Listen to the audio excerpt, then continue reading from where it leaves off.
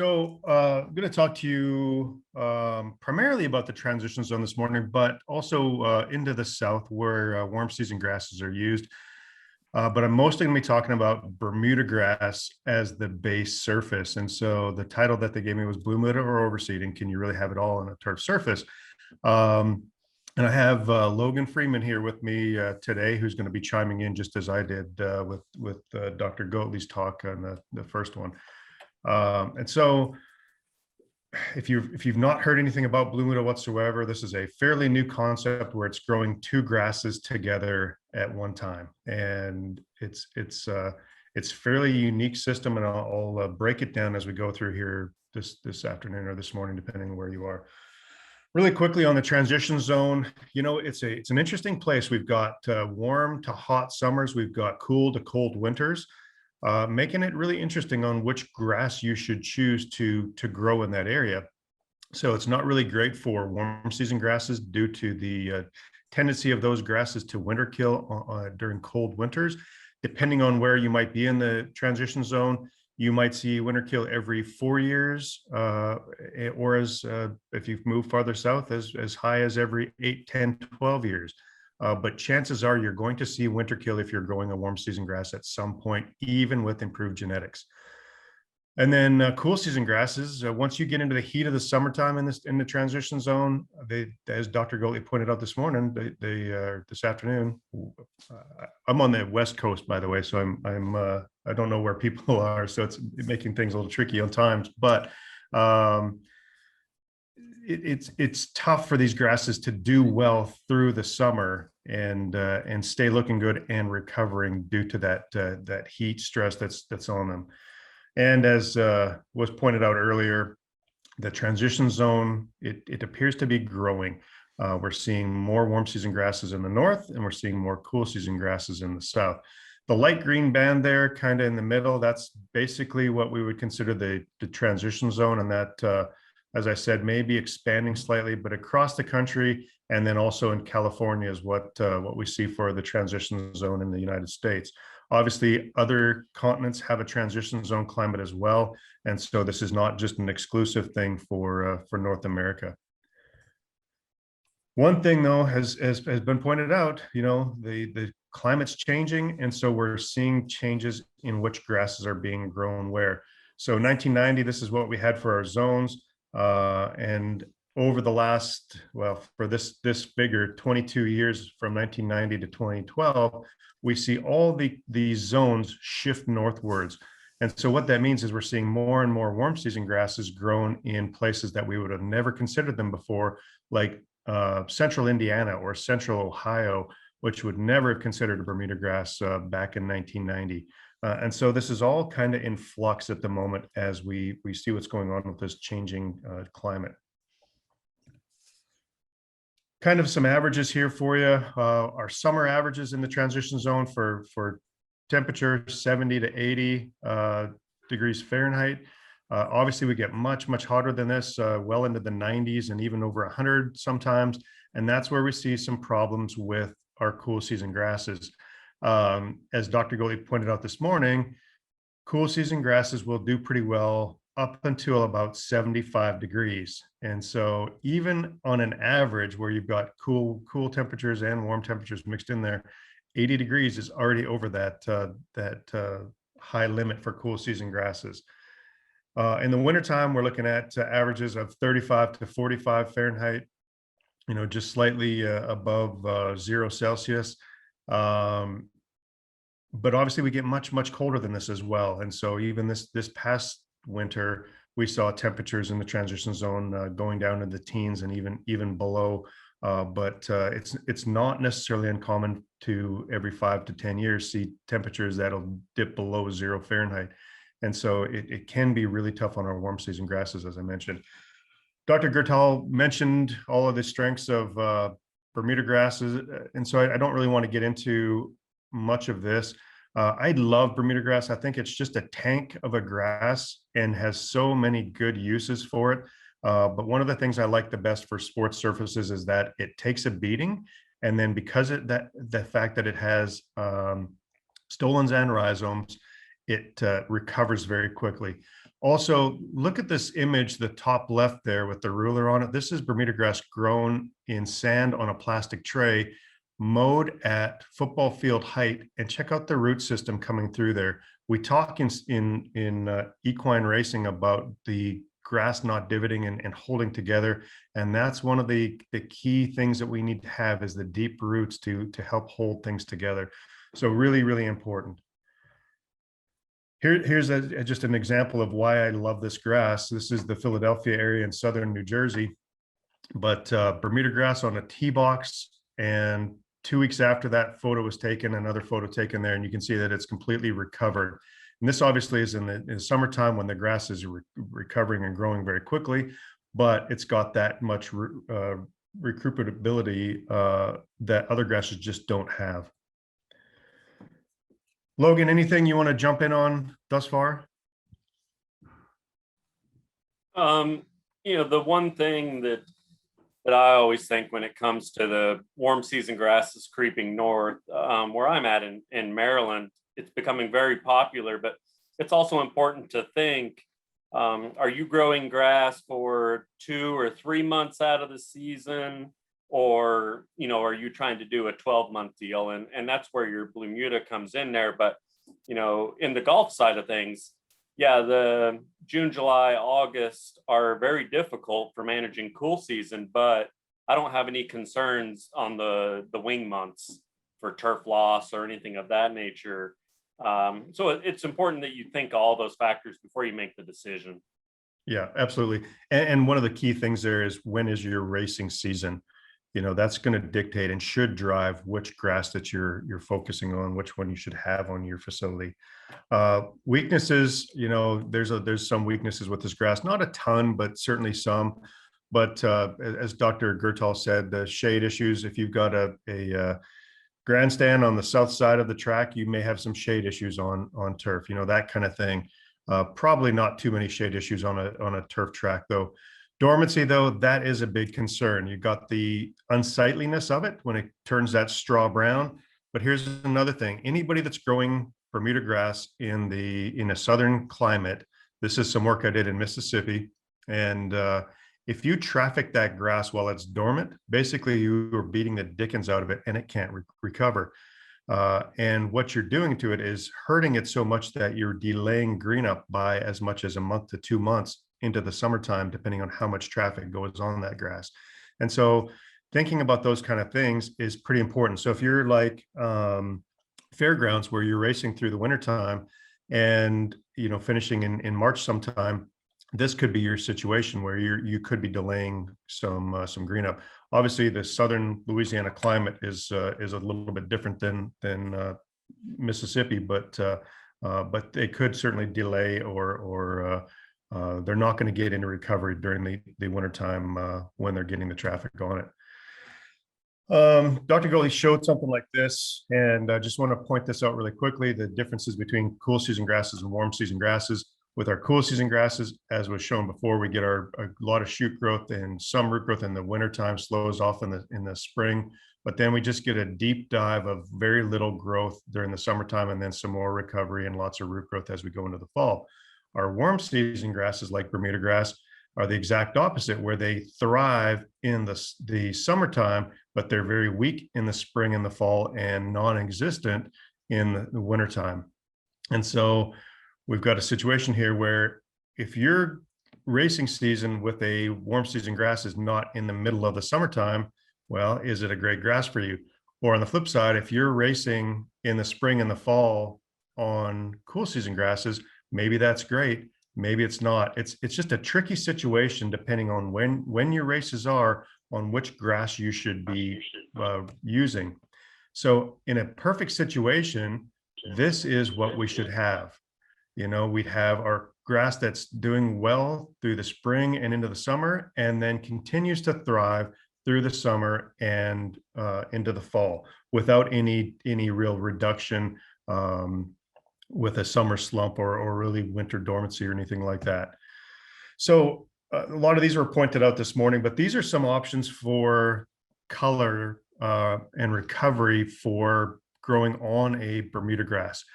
So Perennial ryegrass, Kentucky bluegrass, and tall fescue were all discussed, but another one I'll throw out there is annual ryegrass, just as a don't ever buy this grass kind of thing.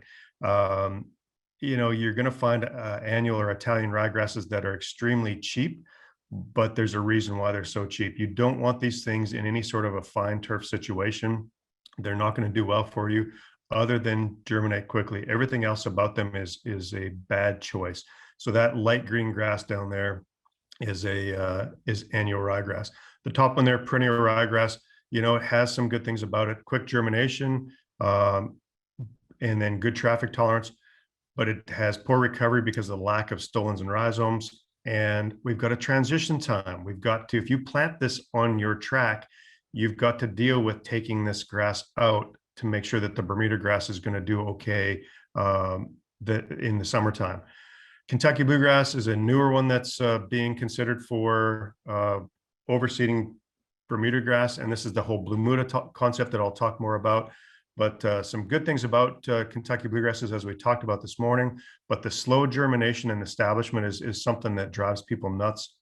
And it's just one of those things, if you're going to go with Bluemuda, you just have to get over.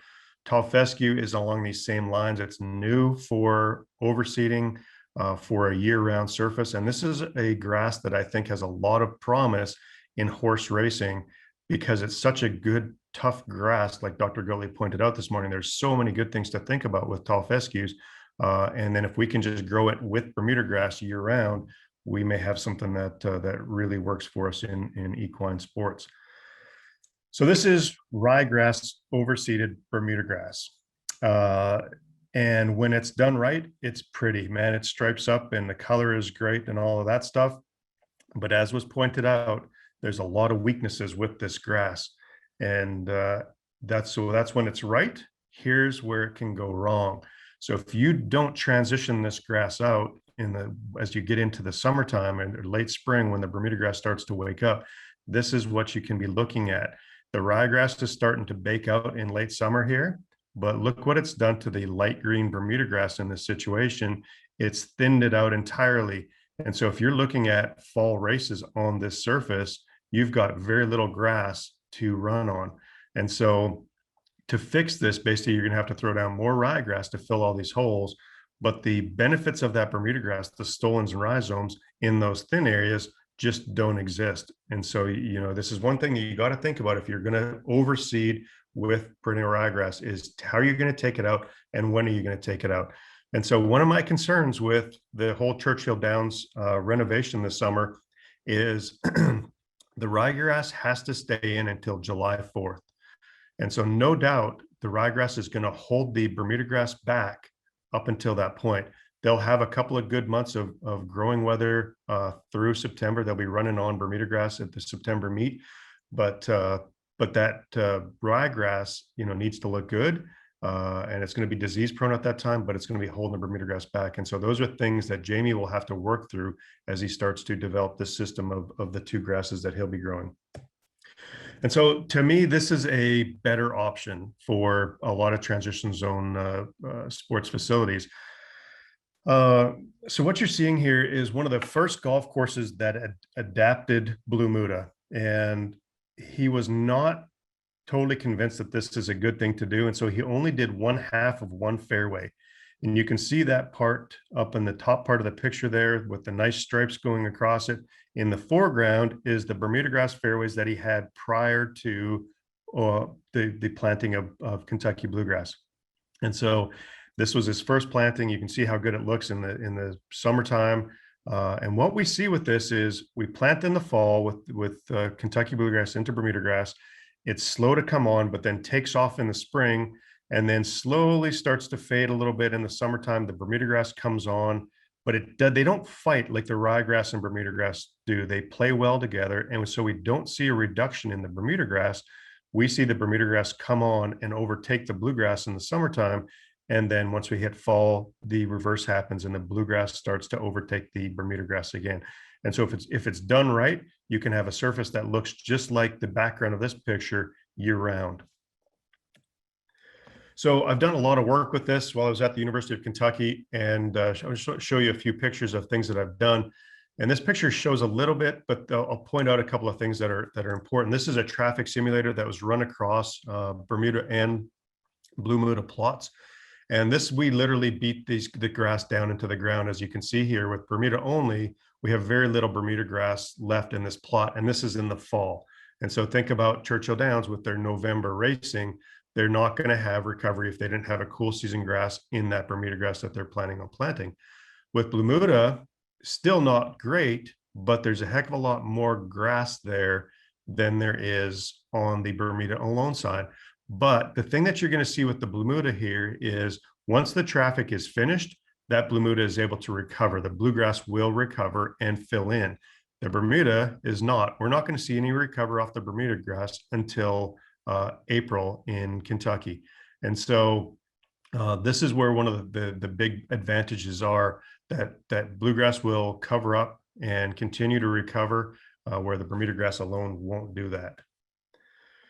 Here's something else that we looked at. We looked at shear testing with Bluemuda versus Bermuda grass. And shear testing is kind of like that toe grip on the front shoes, where they want to pull in and divot. This machine does exactly that, and will kind of rip a chunk of grass out, and it'll determine or record how much force it takes to take a divot out of the grass. And what we saw was the two grasses together took more force to rip that grass out, to take a divot, than one grass only.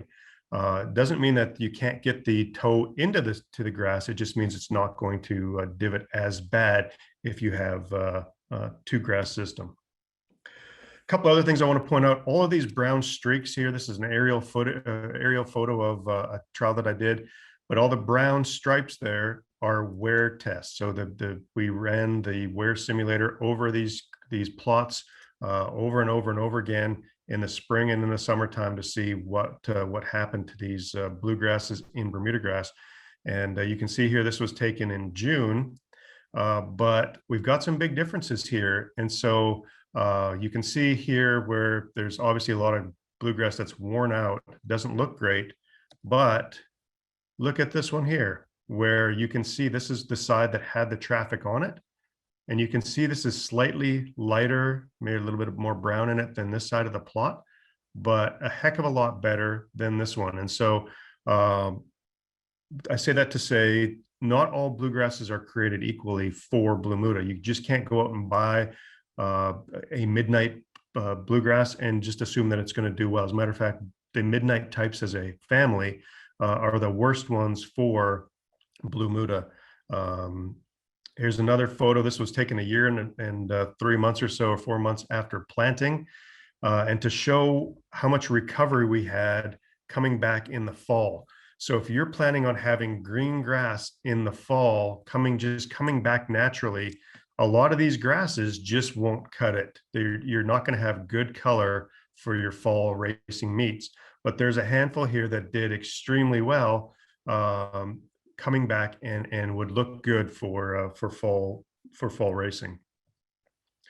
Here is tall fescue, and this is what I said I think is probably an area that needs to be researched like crazy for the equine industry, because I think these two grasses together, just like Kentucky bluegrass and Bermuda grass, they play well together. You don't get thinning, and you've got a really nice surface. So on the left there is one of my plots that I had in Lexington, grown at 3/4 of an inch. And the tall fescue held up really well under all the traffic. And this is the shear testing causing the divoting over here. But this is in Tennessee, where a seed distribution company took out some tall fescue and put it over some Bermuda grass, and they're mowing it at 3 inches there, and obviously looks fantastic. And so, you know, I think there's a lot going for tall fescue, and there may even be some need for mixing of tall fescue and Kentucky bluegrass to see, do we see more benefits there with the spreadability of the bluegrass for the recovery. So lots of work to do. And then, so you might be thinking, you know, you're showing me a whole bunch of short grass pictures. Well, I have done horse heights with Bluemuda up as high as 5 inches. This is not that trial. This is a picture I took just the other day on an abandoned Bluemuda trial. which has not been mowed since fall. And so that's the reason you're seeing all those seed heads and stuff. But this is at tall heights, excuse me, as high as 5 inches. We had an equal distribution of Bermuda grass and bluegrass in the canopy. We didn't have one favored over the other one at all the different heights that we mowed at. And so, this is something that could work certainly for equine surfaces. So a few things to wrap up with here. Starting with the Bermuda grass base, that's usually the way we go, although you can do it going from Kentucky bluegrass to Bermuda. It's easier to go from Bermuda grass to Bluemuda. And by doing that, we'll plant our Kentucky bluegrass in the late summer or early fall, depending on where you are. And that next one down there takes time. There's just no easy way around that. That first fall, it's going to look not great. It's going to be not a whole lot of color there for you. But by spring, it takes off and looks great. And by the second fall, if it's managed decently, will look just fine, and you'll have plenty of color. And again, if the right grass was chosen as well. No transition, which is a nice thing for me as well. You don't have to worry about spraying chemicals to take a grass out every year. We can get off of that merry-go-round and just leave the grass in year round and manage two grasses together. The other nice thing is, I mentioned we need that deep roots to hold the soil together. And with this, we've got that. Other than maybe a couple of months in the wintertime when the Kentucky bluegrass is really slowed down, the rest of the year, we've got grasses that are growing and putting down roots to hold things together. And so it's a better system than just one or the other. But then the last thing there to leave you with is that, like I said, you got to go with a good Kentucky bluegrass. And so, if you're considering this whatsoever, make sure that you talk to me or talk to somebody that has used grown Bluemuda grass or Bluemuda in the past, and talk to them about which grass you should go with. Logan, I've raced through that, but what are your thoughts on this? I think this is fascinating information and a potential for the industry, the equine industry, as well as golf and sports turf and just turfgrass in general. And for those listening, the Equine Sports Surface Alliance this is an area that we have some desire to focus, to do some research and find out, is Bluemuda a good option for equine surfaces? Is Fez Bluemuda better? And what's the fertility, how to go about doing fertility and herbicide applications and things of that nature, just to get more information. So this is something that we will delve into farther, but the potential, I think, for this is fantastic. You're able to fill in that curve of the cool and warm season grasses into one potentially.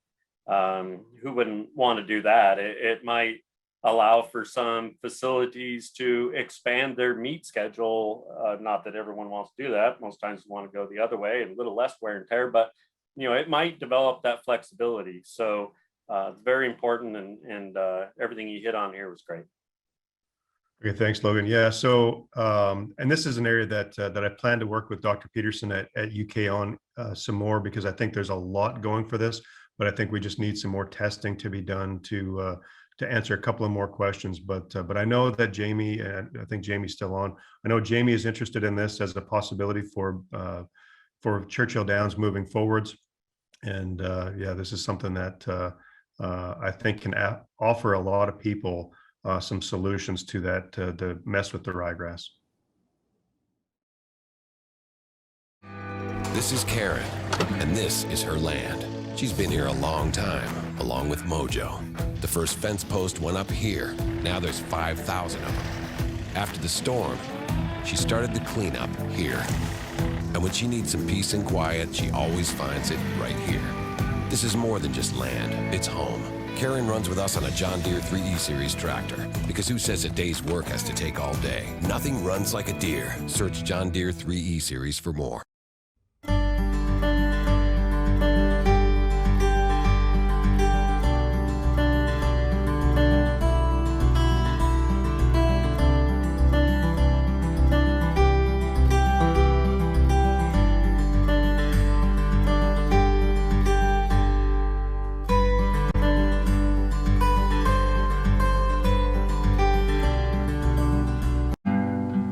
Being a teenager and in high school and middle school is not easy for girls these days. And they get to come here, spend time working around the farm, spend time with the animals, and not feel that pressure until we go to horse shows. The first time I saw this land, I was about 12 years old. I came here with an old mentor. I fell in love with it as a little girl, and I said I was gonna own it one day. My mother, when I was 4 years old, put me on a little pony walking around the zoo. That was it for me. Love at first sight. Like any kid, when I was younger, I wanted to compete more in the Olympics and go Grand Prix and do things like that. But I put that all on the side and realized I had a different agenda in life. I've taught about 800 kids in this area. A typical day starts early in the morning with feeding the horses. Then usually we clean stalls. This is a daily chore, sometimes twice a day. I'm always on the tractor, mowing, spreading things around, you name it. This is a John Deere 3025E. I love my tractor. I couldn't live without it. I like to just relax and be left alone. I call it my husband. He's very reliable, and it doesn't argue. It's so easy to use. My 68-year-old mother has never driven anything like this before, and she was scared to death of it. And once she did, she loves it. She drives it all the time for me and helps me out around the farm. Being here in Florida, we deal with a lot of hurricanes, so it can be very stressful when we're in the path of one. That John Deere helps me so much. We go around picking up debris, moving, pushing things with the bucket. I always have an average of 50 students, so whenever there's a disaster that comes around, they're always here and they're ready to work. I call all my girls my kids. They're like part of my family, and they get scholarships for riding, and so we try to keep our sport here a little bit serious but fun. We go to the horse shows. It's great for them. Good, very nice. Teaches them a lot of sportsmanship, how to be more in charge and have more self-confidence. A little stronger on that. There. The parents tell me all the time, you are such a huge influence in our child's life. I love to share my experience with these girls and be able to steer them in a better path. Everybody always asks me, how do you keep doing this? I say, just the sheer passion of it. What am I gonna do? Get a condo on the beach somewhere? I'm happier here. I'm Karen Neese, and this is my land.